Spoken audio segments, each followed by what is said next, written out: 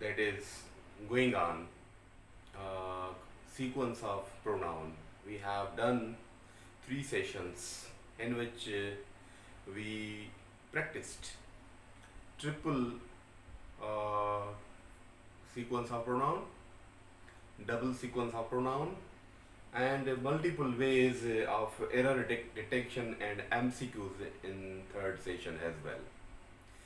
Today we have very interesting topic that is called relative pronoun. Actually, relative pronouns are the same as we have discussed interrogative pronoun, as we say WH words: what, when, which, how, whom, whose, that interrogative pronouns are, but these are functioned especially to join two parts of the sentences together, that we call them as relative pronoun. Relative pronoun defines as a word that introduce a dependent class and connect to main class. That relative pronoun means join, relate, connect, or we have the conjunction to two things together, as we call them as relative pronoun. We have the part of speech as a conjunction, but if we think that about relative pronoun, it has the same what we call them as a conjunction. Relative pronoun means to join, to connect, to relate, to combine two things together, especially two things. One is principal or main class, and other is dependent or what we call subordinate class together. Let me start this thing. First of all, we must say what clause itself is. Clause Aisha. Actually, clause means same sentence as subject and predicate. I mean the qualities of sentence. Sentence उनके चइबो आहे जंहिंमें subject ऐं predicate हुजे, ऐं clause भी उनखे ई चइबो आहे जंहिंमें subject ऐं predicate हुजे, पर उन clause जा ॿ मतिलब हूंदा आहिनि. हिकिड़ो main class या principal class, ॿियो हूंदो आहे सब class या subordinate class या dependent class. Class के define किए कजे a group of words which forms a part of sentence and contains subject and predicate. That is called, what clause is that? For example, who speak the truth, how to speak English correctly, where she was born, when I saw her, how to attempt an answer. These are what we call them dependent or subordinate clause in this way. A clause can be turned into a sentence. A clause can be turned into a sentence. So now today we have the same topic in which we have to discuss how relative pronoun is playing its role in connecting the both sentences together. I have already told you clause means to connect, to combine, to relate, or to have the same function as of conjunction, to connect both these things here. But here we have to connect two sentences as well. अचो topic ते. Topic इहा आहे relative pronoun, जंहिंजी असां माना छा कढंदासीं? To combine, or to relate, or to join, or to connect. छा परते लिखियल आहे सेंटेंस एंड क्लासेस. माना सेंटेंस खे शर्त इहो आहे, सेंटेंस ऐं क्लास खे पाण में कनेक्ट करिणो आहे. कनेक्ट करण जे लाइ कहिड़ा वर्ड्स आहिनि? मां तव्हांखे ऑलरेडी ॿुधायो, जेके WH वर्ड आहिनि जिन सां असां क्वेश्चन्स ठाहींदा आहियूं. सेम माना WH क्वेश्चन ठाहिण जो मतिलबु हूंदो आहे उन में WH वर्ड खां पोइ हेल्पिंग वर्ब इस्तेमालु थींदो आहे. असां नरेशन में डिस्कशन कंदासीं हिन जो.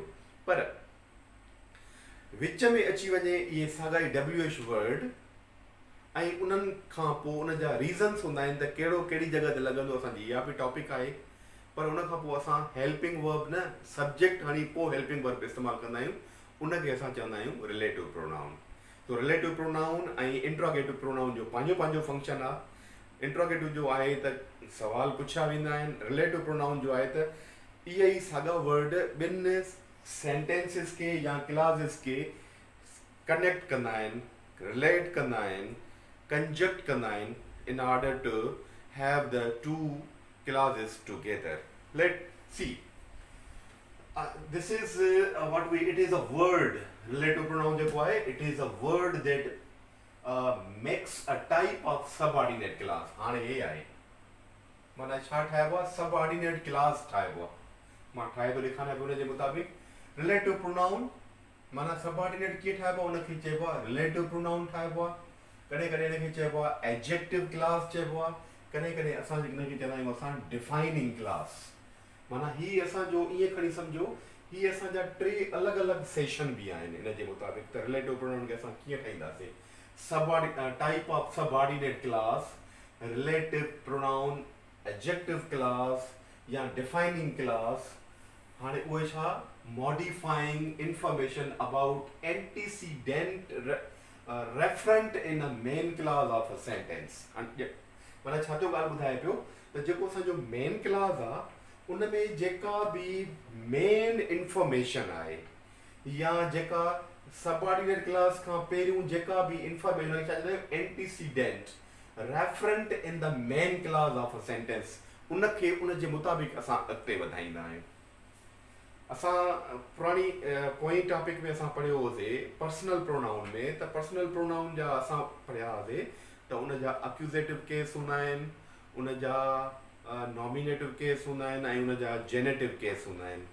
अहिड़े तरीक़े सां हिननि में बि अहिड़े क़िस्म जा हूंदा आहिनि त क्लास नॉमिनेटिव क्लास माना जेको असां एज़ अ सब्जेक्ट तौरु इस्तेमालु कयूं, अक्यूज़ेटिव माना एज़ अ ऑब्जेक्ट तौरु इस्तेमालु कयूं, जेनेटिव जो मतिलबु आहे एज़ असां उनखे पज़ेसिव तौरु इस्तेमालु कयूं।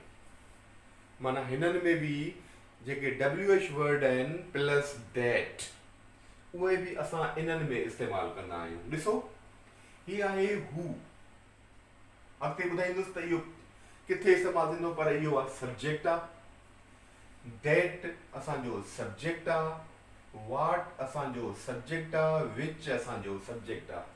पर इन्हनि में हिकिड़ो फ़र्क़ु ज़रूरु आहे त इहे कीअं इस्तेमालु थींदा आहिनि।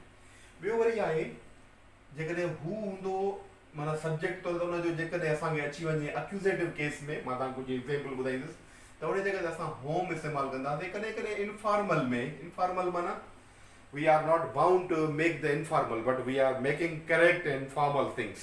इनफॉर्मल में कॾहिं कॾहिं ही जेको चइबो आहे त हली वेंदो आहे, त उन में बि हू इनफॉर्मल में इस्तेमालु थींदो आहे ऐं उनजो जेनेटिव इस्तेमालु कंदा आहियूं हूज़। वरी ॿिया अचो, दैट जो साॻियो ई आहे, वाट जो साॻियो ई आहे, विच जो विच ई आहे, साॻियो ई आहे, माना दे आर सेम, चेंज सिर्फ़ु हिते ई आहे। वरी जेनेटिव केस ॾिसो, जेनेटिव केस सभिनी में साॻा था इस्तेमालु थियनि पिया, ही जेनेटिव केस उनजे मुताबिक़ आहिनि। हाणे अचो त छा इहा एंट्रेंस टेस्ट या एंट्री टेस्ट में इहे शयूं अचणियूं आहिनि?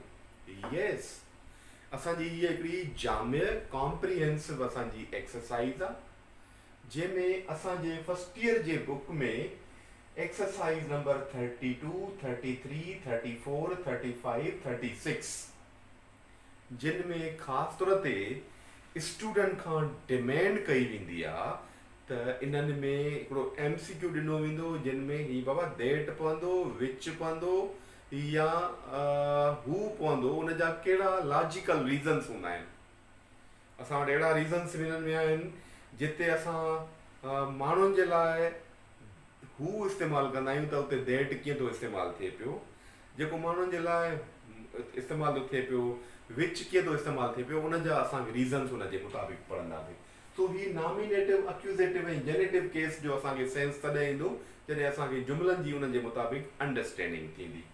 ओके, ही आहिनि एक्सरसाइज़ 32, 33, 34, 35, 36 1 2 3 4 5 जेकॾहिं इहे 5 एक्सरसाइज़ आहिनि त इन्हनि जा तक़रीबन 100 क्वेश्चन्स आहिनि, 100 सेंटेंसिस आहिनि।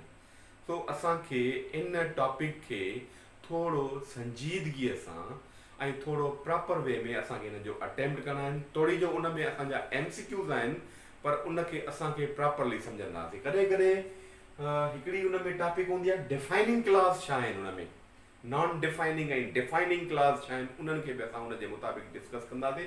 ऐं उन्हनि जी बि असां वटि हिकिड़ी जामे हिकिड़ो लेक्चर असांजे हिन जे मुताबिक़ माना सेशन थींदो।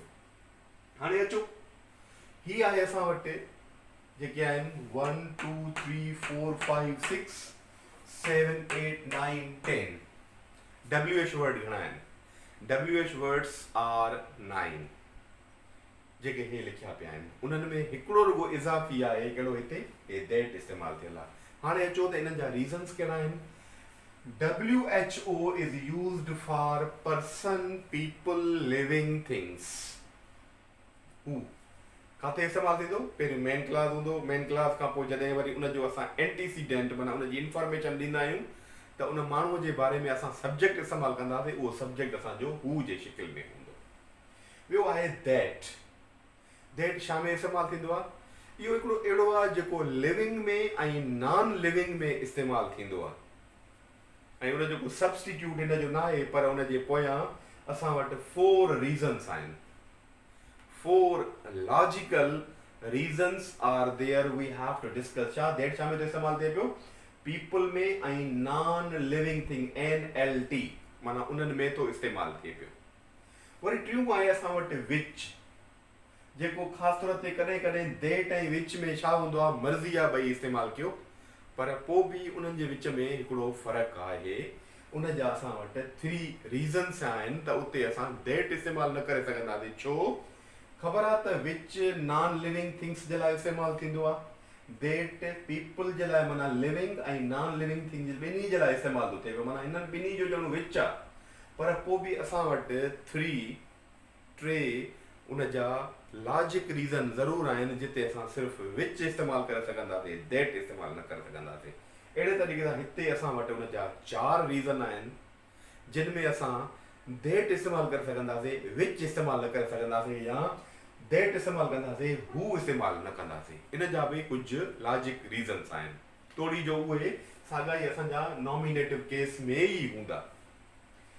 वरी अचो वाट किथे इस्तेमालु कंदासीं? जॾहिं शइ जो ज़िक्र हूंदो एंटीसीडेंट में, उते असां वाट।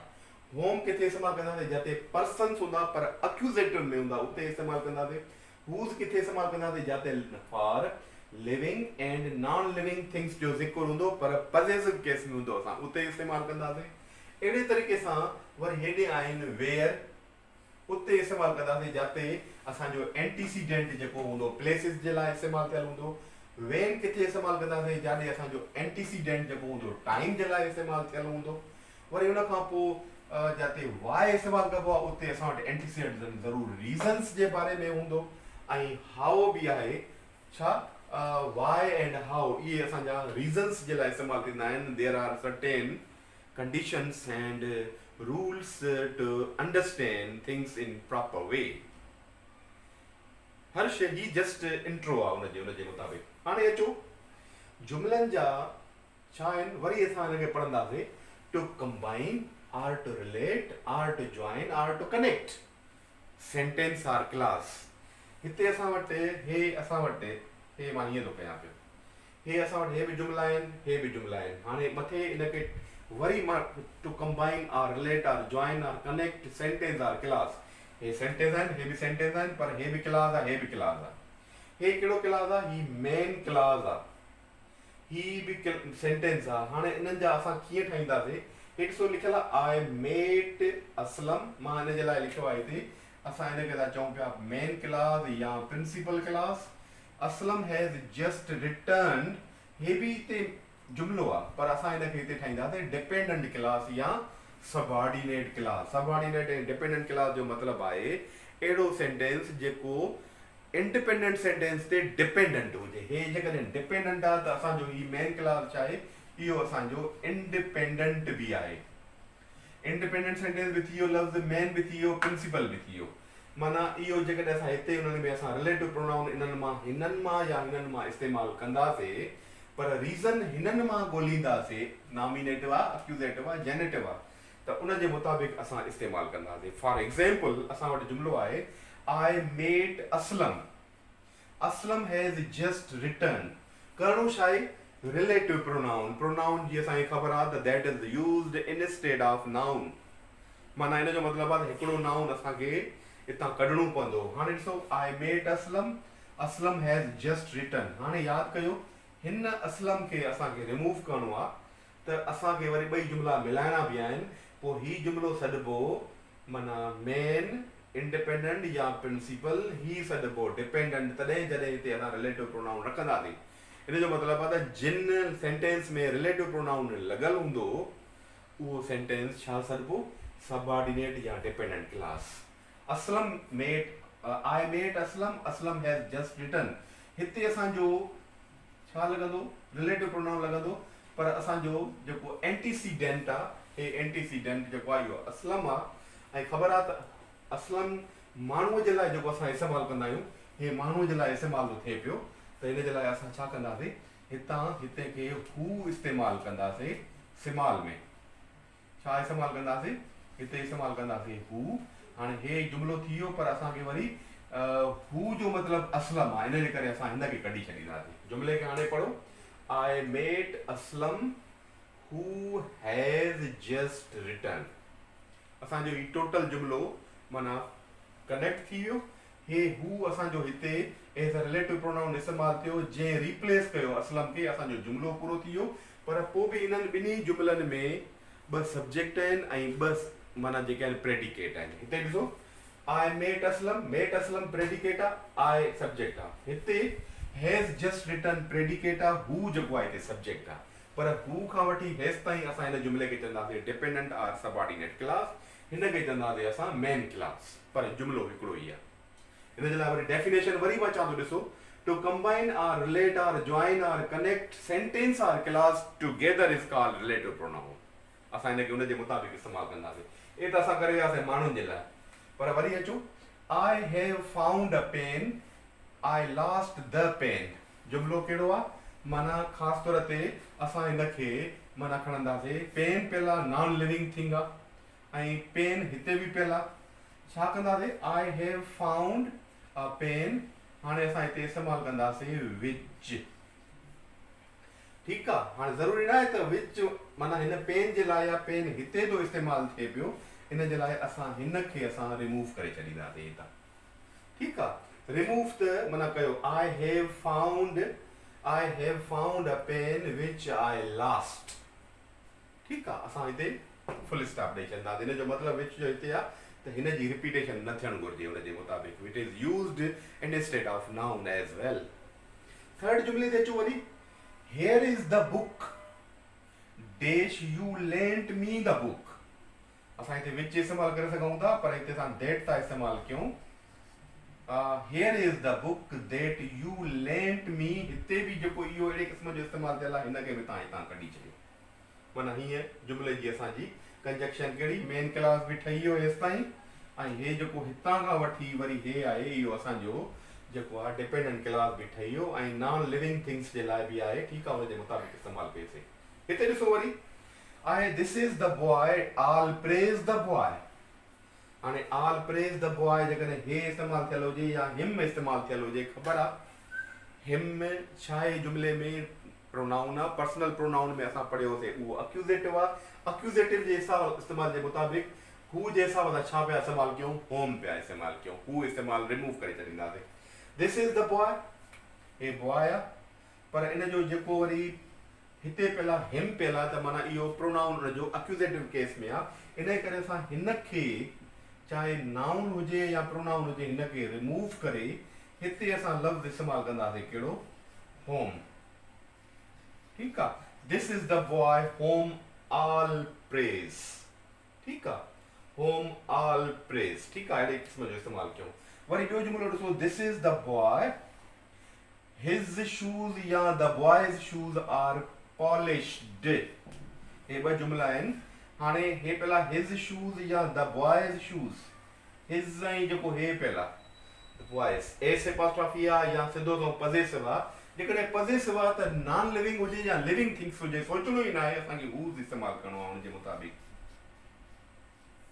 This is the boy whose हे ख़तम रिमूव थी वेंदा छो त पजेसिव आहिनि पजेसिव जो सब्स्टिट्यूट अची वियो हूज़ शूज़ आर पॉलिश्ड अहिड़े क़िस्म जो इस्तेमालु कंदासीं लास्ट वन हिकिड़ो जुमिलो आहे ही फेल्ड ही अटेम्प्टेड एन एग्ज़ामिनेशन हाणे ही फेल्ड छाखां थियो ही अटेम्प्टेड एग्ज़ामिनेशन हिन एग्ज़ामिनेशन खे तव्हां कढी छॾियो असां वटि हिते हिकिड़ी इहा शइ आहे इन जे लाइ असां हिते छा इस्तेमालु कंदासीं हिते वाट इस्तेमालु कंदासीं ही फेल्ड वाट ही अटेम्प्टेड ठीकु आहे वाट ही अटेम्प्टेड माना इन जे मुताबिक़ असां कनेक्ट कयोसीं त असांखे जुमिलो त पूरो ठही वियो माना रिलेटिव प्रोनाउन जो जुमिलो त ठही वियो पर यादि कजो इन्हनि में माना ॿिन्ही पासनि खे इहो ॾिसणो आहे त हिन जो प्रेसिडेंट सॉरी हिन जो एंटीसीडेंट सही इस्तेमालु थियल आहे उन जे पोयां हुनजी लॉजिक सही आहे उन जे पोयां हुनजा मुख़्तलिफ़ रीज़न्स आहिनि this is just introduction of that but when we go